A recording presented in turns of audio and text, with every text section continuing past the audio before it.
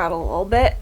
Hi, hello, welcome to or welcome back to my channel. If you're new here, my name is Katie, otherwise known as the Vintage Academic, and I am a junior transfer student at UC Berkeley, and I study anthropology with a focus in archaeology. I make fun vlogs and informational videos about the transfer process, life as a transfer student, and sometimes some vintage clothing to mix things up a bit. Now today I'm bringing you guys something a little bit different because normally I'm either making like sit-down informational videos about things that you need to know with the transfer process, writing your applications, writing your essays, as well as some sit down having a heart-to-heart with the camera about how things have been going at UC Berkeley. So I posted on my Instagram a little while ago a poll asking whether or not my Instagram followers would find it interesting to watch a video of me revealing the grades that I got for my first semester at UC Berkeley, including the grades that I got over the summer. The poll said yes, please show us, and so I am here today to show you the grades that I got for my first semester at UC Berkeley. Before we begin, though, I want to make it very clear that this video is just for educational and entertainment purposes only. This is in no way meant to be like a flex or a brag about the kinds of grades that I've gotten, and with each grade that I'm going to show you, I'm going to give you a little bit of a rundown of how I think I got those grades and what happened during the semester for me to have gotten those kinds of grades. So I want to say, please do not compare yourself to me. Every single person and every single student is different, and especially right now with the global pandemic, I really don't want anybody looking at what I'm doing and comparing themselves to me. Not that I think that anybody would, but I just wanted to make that very clear. We're all doing our best. Okay, let's start with summer 2020 because I decided to take summer classes in between my last semester at community college and my first semester at Berkeley. I took 3 classes, 2 were 4-unit classes and 1 was a 1-unit class. And the first one that I have is Anthro 122D, or the Archaeology of the Americas, the Ancient World of the Maya. For this class, I took it because I am very interested in the geographic region of Central America, Mesoamerica when it comes to archaeology, and I actually took a class like this in community college, so a lot of the information that I was learning was repeated information, which I think is one of the reasons why I was able to get an A+ in this class. So here is my grade.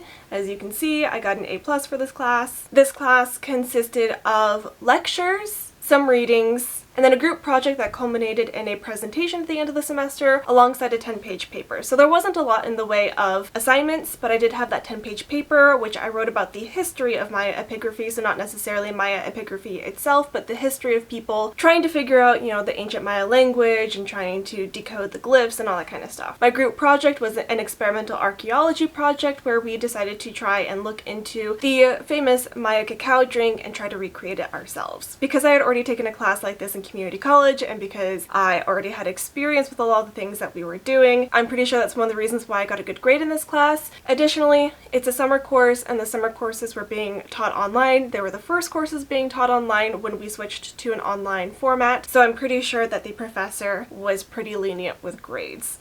Moving on, I also took Anthro 196. The title of this course was Professionalism in Anthropology, and this consisted of weekly lectures, weekly readings, as well as weekly assignments, and each assignment was kind of a thing that we could add to a portfolio that would help us in our professional endeavors, so things like developing a mock research proposal, putting together a resume, putting together a CV, so on and so forth. Again, this class was over the summer. It was the first time they were doing things online, so I'm pretty sure the professors were a little bit more lenient with the grading. So my professor was much more focused on us understanding the material and being able to synthesize our own understanding of it rather than getting like a perfect score on a quiz. Drumroll please, the grade I got for this class was an A. And the cool thing about Berkeley is that on the 4.0 scale, they do not differentiate between an A and an A+. So if we're talking in terms of GPA, an A and an A+ doesn't make a difference. Then I took an English course. It was English 198C, and it was a 1-unit course called the Transfer Connect, and this is a course that transfer students are encouraged to take during the summer. It's kind of a way to help guide you in your transition from community college into being a UC Berkeley transfer student. It consisted of weekly, not lectures, but gatherings, meeting with a mentor, and having a reflection every other week or so. Again, this class is 1 unit and it was pass, no pass, so it was not graded and will not affect my GPA. I passed this class and it was a very easy course, and at the end I personally felt like I didn't need to have taken that course, but I did, and there you go. Now moving into fall 2020. So fall 2020, the big semester, my first full semester at UC Berkeley, the first fully online semester at UC Berkeley. I was enrolled in 4 classes and 1 undergraduate research apprenticeship program, otherwise known as a URAP. 3 of the classes were 4 units, 1 class was 1 unit, and then the URAP was 1 unit. So let's go over the 1 unit things first because they were also pass no pass. The first one was Ethnic Studies 197, which is actually the Starting Point Mentorship Program. And the Starting Point Mentorship Program is a thing that UC Berkeley does where they pair up a transfer student with a current community college student who could be a potential transfer, and we help guide them through the application process. We give them advice. We meet with them on a weekly basis just to make sure that everything's going smoothly for their application to the UCs. I really loved doing the SPMP as a mentor. I never did it as a mentee. I love it because it's basically what I do for my job now, accepted consulting, where I meet one-on-one with potential transfer students. I help them through their application process. It's just something that I really enjoy doing. So that consisted of writing weekly emails to my mentees, having a weekly lecture with the people who run the program, as well as meeting with my mentees and helping to review their application and their essays. That course I passed. Then we have Undergraduate Independent Study 192B, which is the URAP. I did a URAP with Professor Lisa Maher, I think that's how you pronounce her name, where we were digitizing maps from the 2019 field season of an excavation in Jordan. That was pretty straightforward. I was given a set of maps to digitize in Adobe Illustrator, and then when I was done with them, I gave them back, and that's all I really did for that. So that again was a pass no pass class, and I passed that one. Now to get into the actual classes, first up on the list is Anthro 112, which this semester was Special Topics in Biological Anthropology, Race and Racialization. I adored this class. It basically goes over the history of anthropology and biological anthropology and the role that it had to play in racial formations and developing our current modern understanding of race. I think that that class is an incredible class. I think that anybody should take it regardless of their major because it will give you a whole new perspective on racial formation in the United States, and it's please take that class if you can. This class consisted of weekly lectures, weekly readings, and then we had 6 reflections throughout the semester where we had to respond to a prompt, usually based on our readings. I believe we also had 3 current events where we found something that was recent in the news that had to do with what we were going over in lecture and bringing that to class to discuss. We also finished the semester with a final project where we had to have a 6-minute presentation on something that had to do with biology, anthropology, and race. So I decided to do a project about the commodification of human remains on the internet. I really enjoyed this class. I think that the professor who taught it this semester was far more interested in making sure that people were grasping and understanding the concepts rather than getting everything 100% perfect, and so I managed to get by this class with an A+. Next we have Anthro 128M, which was Special Topics in Archaeology/Methods. This was a methods course which is part of my graduation requirements, meaning that you have to take a class that actually teaches you a practical skill or like a method that can be applied. And so this one, its subtitle was Critical Mapping, or like Mapping in Anthropology, and it was learning how to use GIS or Geographic Information System softwares or programs in order to create maps. So this was another class that consisted of weekly lectures, weekly readings. We also had a lab every week where we had to take a GIS workbook and learn how to do certain tasks and create certain types of maps in a program called QGIS. This class also culminated in a final project that was a group project. I got an A in this class, and if I'm being completely 100% honest, the only reason why I got an A in this class was because I kept up with the weekly labs that we had to do and got really lucky and had somebody in my final group who actually understood how to use a program like QGIS and how to put together a map, because I didn't learn a ton from this class if I'm being 100% honest. I don't think that this class was set up very well for an online format because these labs, it was basically walking yourself through the steps in the workbook without actually learning the skills to do it on your own. So when we were asked to create 3 maps, I was like,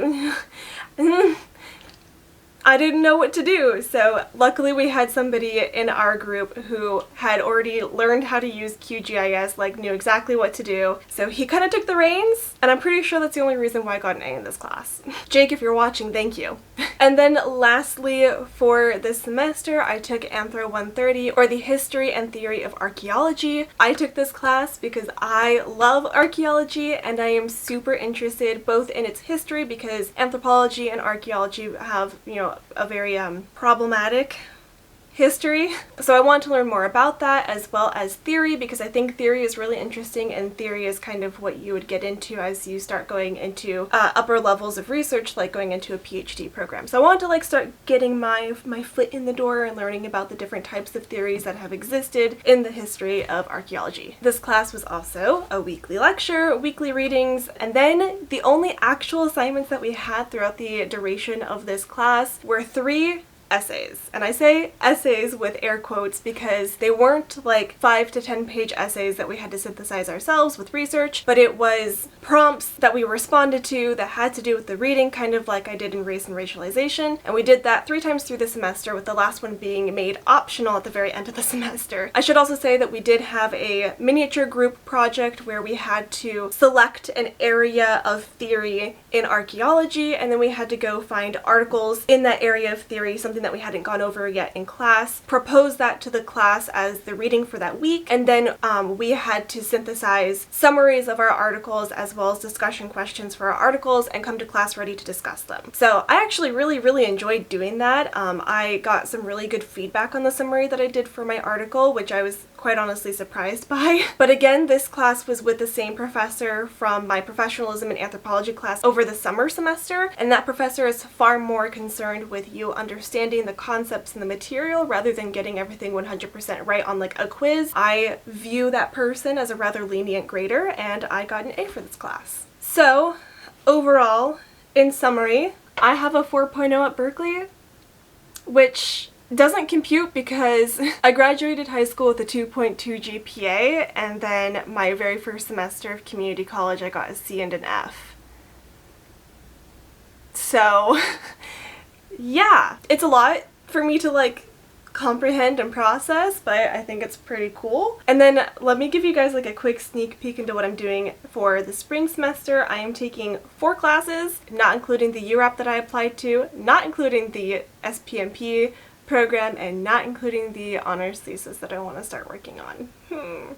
Just a real quick rundown because I'll go over it in more detail in a future video. I'm taking Anthro 114, or the History of Anthropological Thought. This is a required course for graduation. I am super excited about this one because I think that the history of anthropology is just as interesting as applied anthropology itself. I'm also taking Anthro 122A, which is Archaeology of the Americas / Archaeology of North America. Then I will be taking Anthro 189A, which is Special Topics in Cultural Anthropology, Anthropological Perspectives on Capitalism, which I am super stoked about, and the book for that class is really interesting. And then I'm taking a class that is outside of my field of study because that is also a graduation requirement for the College of LNS, or Letters and Science. We have to have 6 units of upper division coursework outside of our major. So I'm taking a history class. It's History 125A, and the title is African American History and Race Relations from 1450 to 1860. And there you have it. I hope that you guys enjoyed hearing me tell you about the grades that I got at UC Berkeley so far. I tried to explain why I got the grades that I did. It was mostly just doing the work and then getting lucky in some cases. That being said, I am actually quite nervous for the upcoming semester because I don't know any of the professors that I'm taking for this semester, so I'm a little bit nervous that it's going to be even more difficult this semester to get good grades. And also, since we already have 1 online semester under our belt, I'm worried that they're going to make it harder this semester. Anyways, I hope you enjoyed the video. If you did, give it a thumbs up. Don't forget to hit the subscribe button for more UC Berkeley and vintage related content. If you have any questions, comments, or concerns, feel free to leave them below. I'm happy to answer any questions that I can, and I'll see you guys in the next video. Bye!